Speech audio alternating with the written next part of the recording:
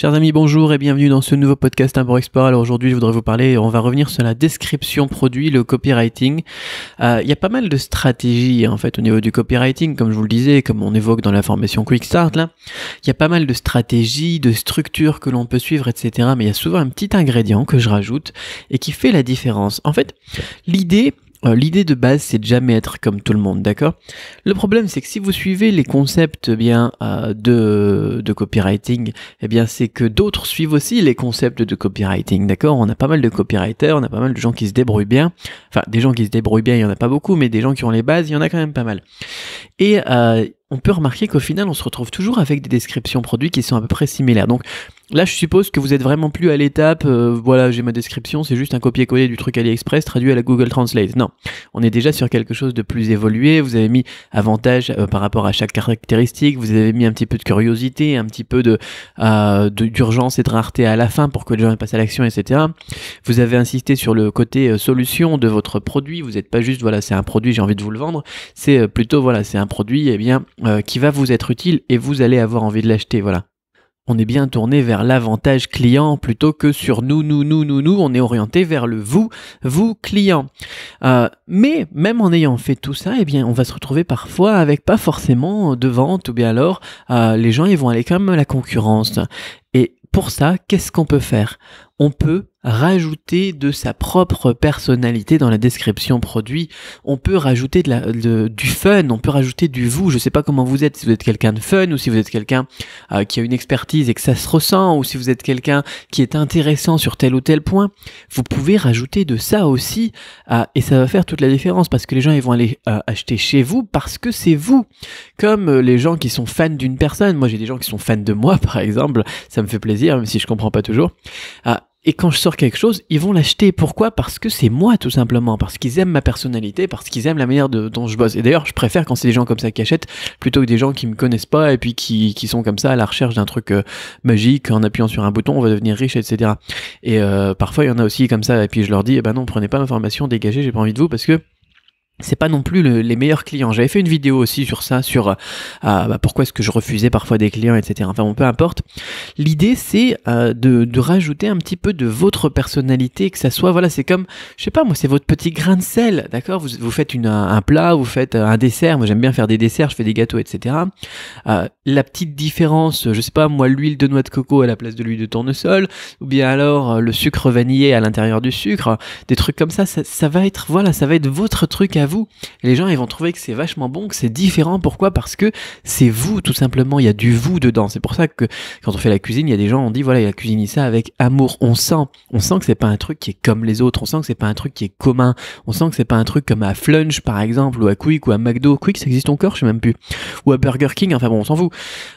Voilà, on sent qu'il y a quelque chose. Voilà, il faut mettre de votre personnalité. Moi, j'aime bien mettre un petit peu des blagues, par exemple, de l'humour. Alors, c'est de l'humour à ma manière. Il y a des gens qui trouvent ça pas drôle du tout, quoi. Quand je dis voilà, c'est la porte ouverte à toutes les fenêtres, il y en a qui trouvent ça marrant, il y en a qui trouvent pas ça marrant. Peu importe, mais c'est moi au moins. C'est ma personnalité. J'aime bien prendre des citations, j'aime bien prendre des maximes célèbres, des citations célèbres, des extraits célèbres ou des noms de films ou des noms de livres ou n'importe quoi. Et puis les trucs, faire les trucs, ça veut rien dire les trucs, mais les retourner un petit peu, voilà, et puis mettre un autre mot à la place, parce que c'est moi, je suis comme ça dans la vie de tous les jours, d'accord? Je suis comme ça dans la vie de tous les jours, alors pourquoi est-ce que je serais pas comme ça aussi quand j'écris des emails? Si vous êtes abonné à ma newsletter, si vous recevez mes emails, ou si vous voyez les textes que je publie sur Facebook, ou dans le groupe Facebook, ou si vous écoutez mes podcasts, voilà, vous pouvez le ressentir, je suis moi. D'accord? Je suis moi, et pourtant je suis en train de vous expliquer des choses, parfois il y a des choses qui sont vraiment, voilà, qui font partie de la base, des choses que Gary Albert expliquait déjà en son temps. Il est décédé il y a quelques années, Gary Albert. Des choses que, je sais pas moi, Christian Godefroy aussi disait en son temps. Des choses que, en plus moi j'ai travaillé avec la VPC, donc vous le savez que ça m'a touché beaucoup tout ce que Christian Godefroy faisait, parce qu'il faisait du copywriting pour les grosses sociétés de la VPC avec qui moi je bosse encore actuellement sur des commandes dans le gros import là par contre.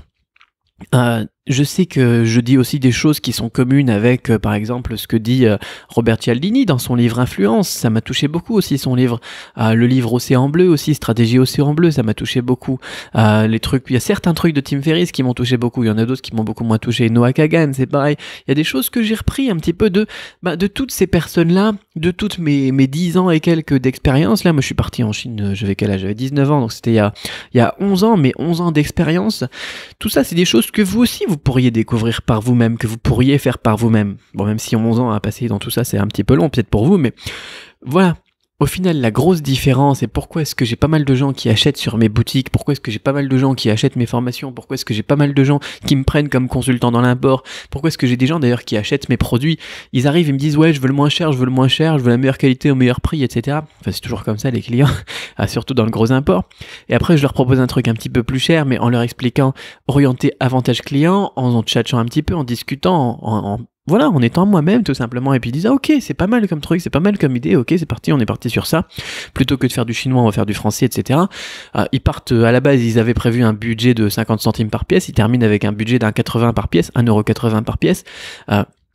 Tout de suite, le chiffre d'affaires, pour moi, il est explosé, la marge, elle est explosée, pour eux, ça coûte plus cher, mais derrière, voilà, ils vont pouvoir utiliser la manière dont je leur ai présenté la chose, dont je leur ai expliqué l'avantage que ça avait pour eux. Ils vont pouvoir l'utiliser auprès de leurs supérieurs. Ils vont pouvoir voir aussi le résultat de la qualité, etc. auprès de leurs clients. Et tout ça, ça s'est passé dans une situation, dans une relation personnelle. C'est pareil, j'en parlais il y a quelques jours au téléphone avec un consultant en interculturalité qui bosse pour les institutions européennes et les grosses sociétés européennes, comme je vais pas donner de nom parce que je sais pas si j'ai le droit de donner des noms.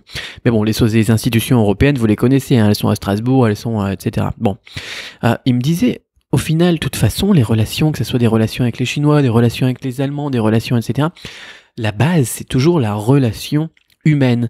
Et c'est la clé. C'est la clé, c'est le petit truc qui va faire la différence dans vos pages de vente aussi. N'hésitez pas. Alors l'humour, faites gaffe. Même si c'est toujours sympa une bonne blague de cul, là parfois, en fonction des produits, ça peut faire du mal. Mais parfois, sur d'autres produits ou quand vous connaissez vraiment votre cible, une petite blague de cul bien placée à l'intérieur d'une description produit, ça peut faire un carton. Ça peut être énorme ou quelque chose qui est sous-entendu.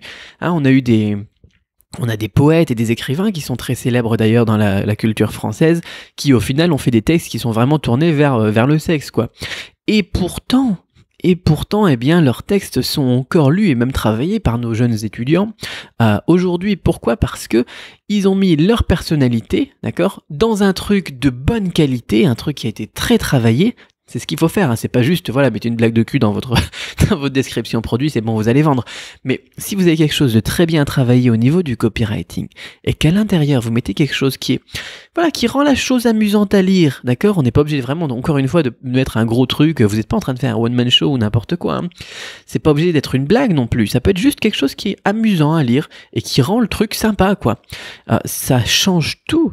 Ça change tout, ça rend la chose intéressante et amusante et plaisante et ça sort les gens de leur quotidien. Parce que quand les gens ils vont au quotidien dans une boutique en ligne comme ça, ils vont surfer sur Amazon, ils vont surfer sur je sais pas quoi d'ailleurs, je sais pas ce que vous utilisez en France, moi sur ces 11 dernières années, j'étais pas tellement en France non plus.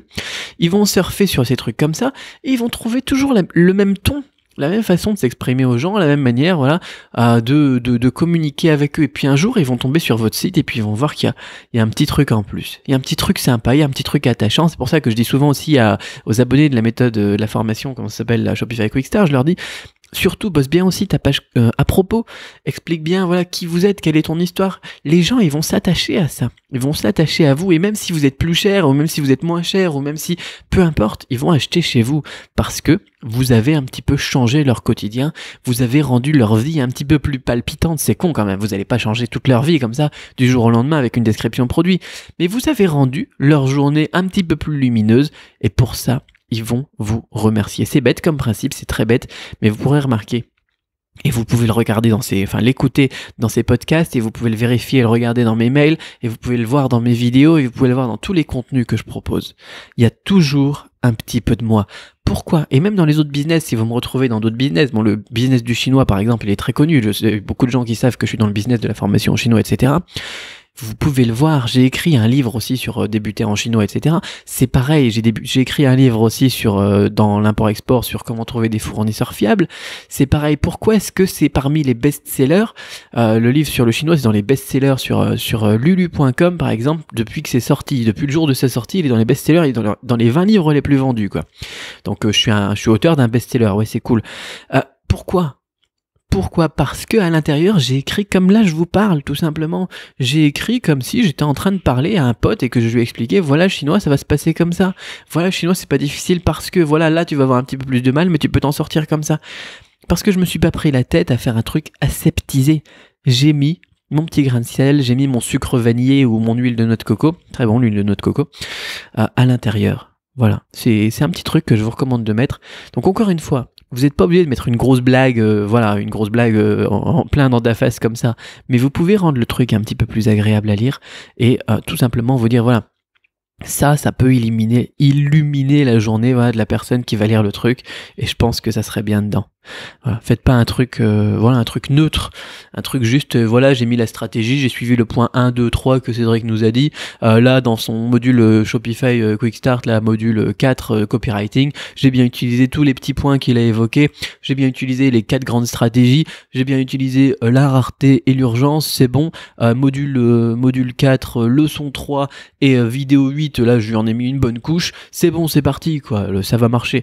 Ça va beaucoup mieux marcher s'il y a aussi un petit peu de vous. Voilà, petit concept sur lequel je voulais insister aujourd'hui en ce dimanche. Je vous souhaite une excellente fin de week-end et je vous souhaite d'ailleurs que le week-end pour vous ça soit pas si différent des autres jours comme pour moi quand on est libre financièrement. Quoi qu'il en soit, je vous souhaite un bon dimanche, on va dire, une bonne journée, du soleil, de la joie et de la bonne humeur. On se retrouve probablement demain pour un nouveau podcast. À bientôt, bye bye. Ah oui, vite fait, si vous avez jamais entendu parler de la formation Shopify Quick Start, on sait jamais si vous tombez sur ce podcast, voilà, comme ça par hasard, le lien est dans la description. Salut.